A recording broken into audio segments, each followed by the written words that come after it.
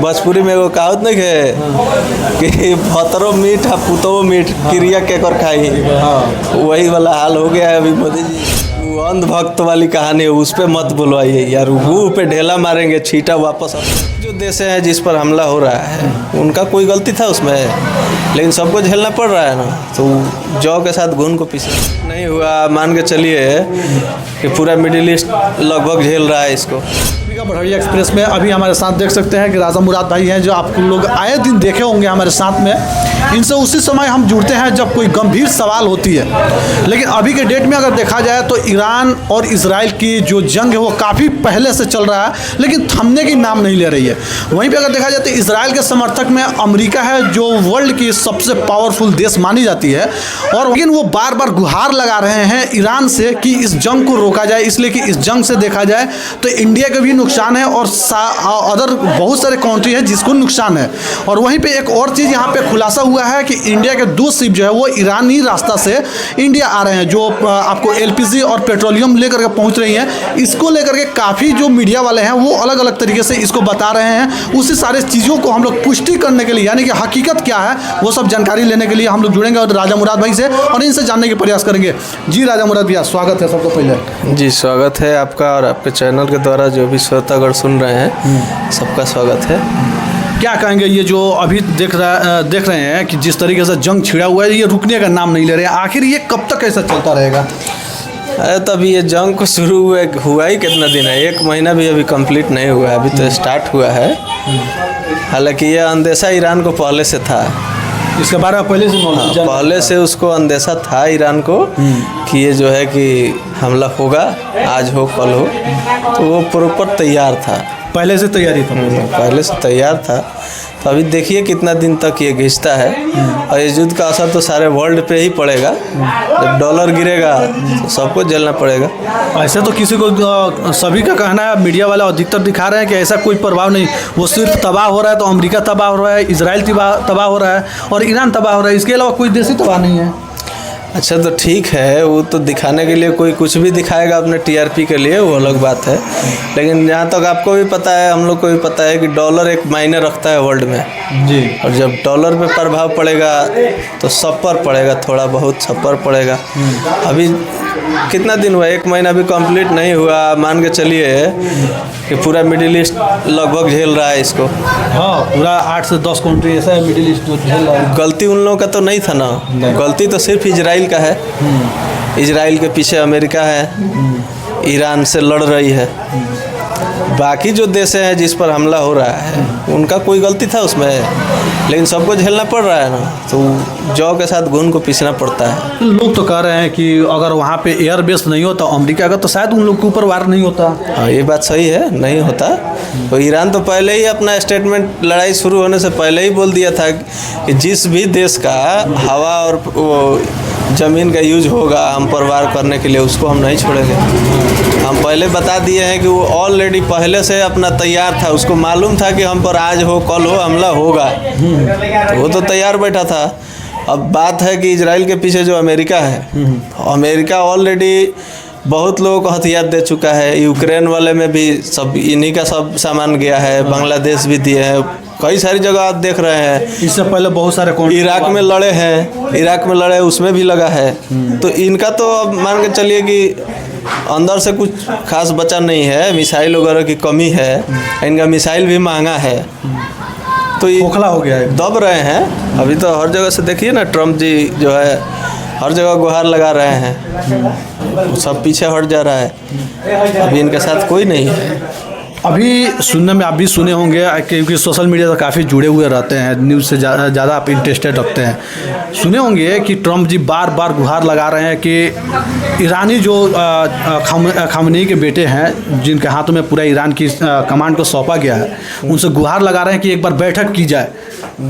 तो क्या यहाँ पे आपको क्या लगता है, बैठक करनी चाहिए? जिस तरीके से खामनेई के बेटे बोल रहे हैं कि नहीं, जिसको बैठ करके बात करनी चाहिए उनको आप लोगों ने मार दिया, लेकिन हम लोग सिर्फ हथियारी लैंग्वेज को जानते हैं, इसमें कहाँ तक सच्चाई है?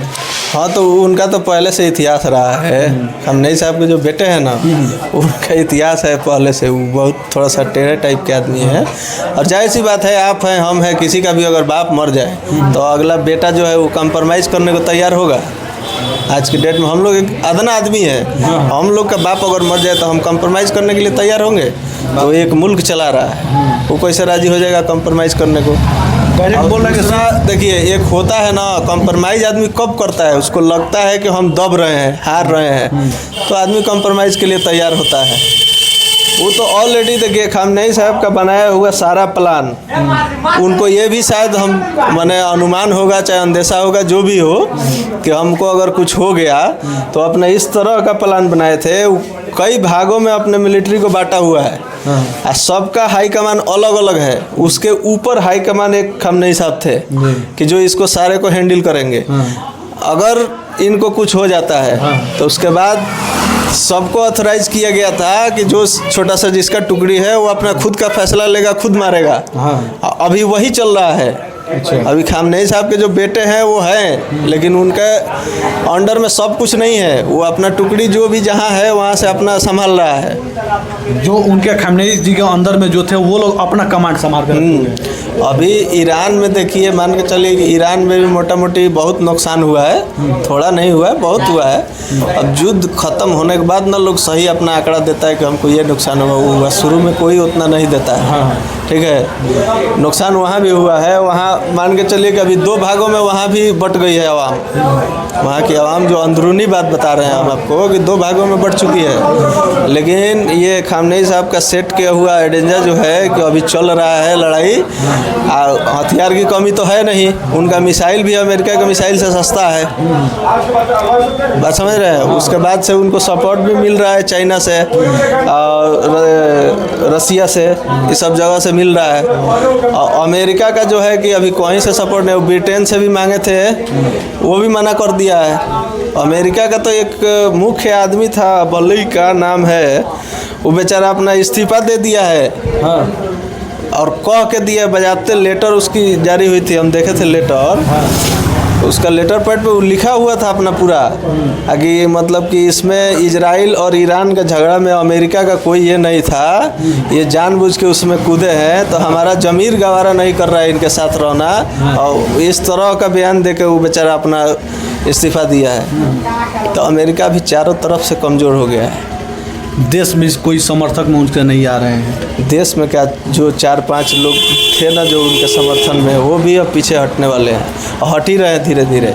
कोई नहीं था। अभी एक अमेरिका का जो B-2 बम्बर था, जो अमेरिका मतलब काफ़ी हवा बनाया हुआ था कि इसको कोई रडार ये नहीं कर सकता है, ये रडार से छिप के कहीं भी मार देगा, ये वो फलाने का। अभी रसिया जो अपना रडार भेज दिया है वहाँ पे ईरान पे, वो B-2 बम्बर को डिटेक्ट कर सकता है। डिटेक्ट कर सकता है। हाँ, मतलब कहीं ना कहीं अमेरिका का वो जो B-2 बम है उससे ज़्यादा पावरफुल वो उसका रडार है। हाँ, अमेरिका तो अब मतलब काफ़ी हद से देखा जाए हम लोगों का अनुमान से कमज़ोर पड़ता जा रहा है और इसीलिए कंप्रोमाइजेशन का जुगाड़ लगा। एक और सवाल रहेगा यहीं पे, जिस तरीके से देखा जाए कि बहुत लोग चलाए हैं मीडिया में कि प्रधानमंत्री नरेंद्र मोदी जी हैं, वो इजराइल से जाकर के मिलते हैं। ये तो काफ़ी सोशल मीडिया पर वायरल भी होता है कि इजराइल को बताया था कि वो फादरलैंड है, इंडिया मदरलैंड है, जिसको लेकर के इंडिया में काफ़ी इनको टारगेट किया गया नरेंद्र मोदी जी को।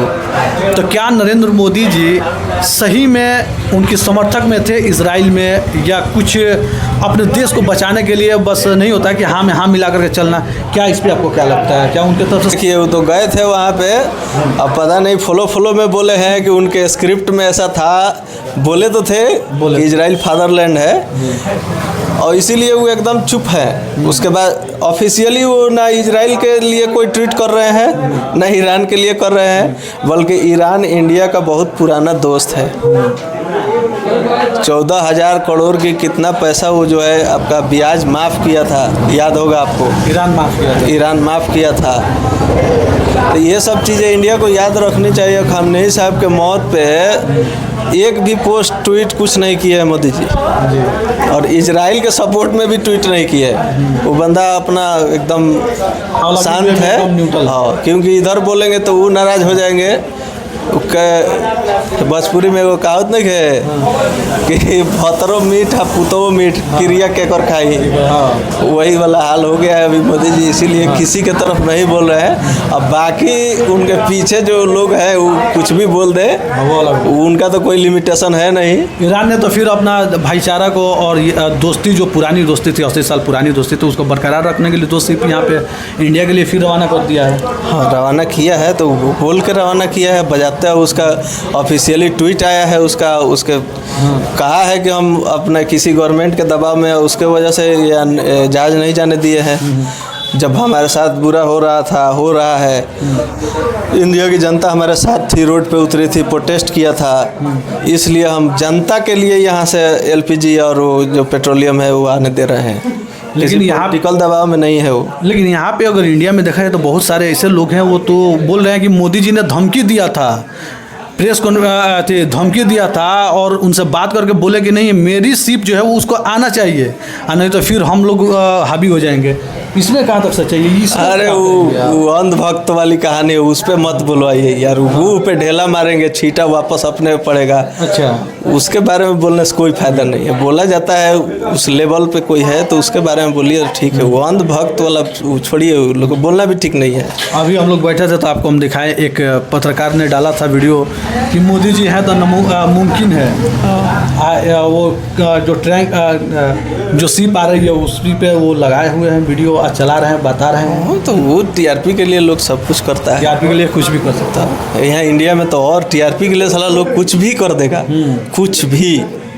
हाँ, चलिए, तो अभी हमारे साथ राजा मुराद भाई थे और इनसे हम लोग जानने के प्रयास किए थे कि आखिर जो ईरान इजराइल की अभी जो वार चल रही है, आपको भी पता होगा काफ़ी लंबे समय से चल रहा, हफ्ता 2 हफ्ते हो गए, जिसमें इंडिया में महामारी काफ़ी मतलब गंभीरता से हुई थी। आप लोगों ने देखा होगा बहुत सारे सोशल मीडिया पे कि गैस की लाइन किलोमीटर 2 किलोमीटर के दायरे में लगती थी, फिर भी गैस नहीं मिल पाते थे। पेट्रोल की किल्लत इतनी हो गई थी कि महामारी हो गया था, लोग गिलन भर भर के पेट्रोल रखने के लिए स्टार्ट कर दिए थे।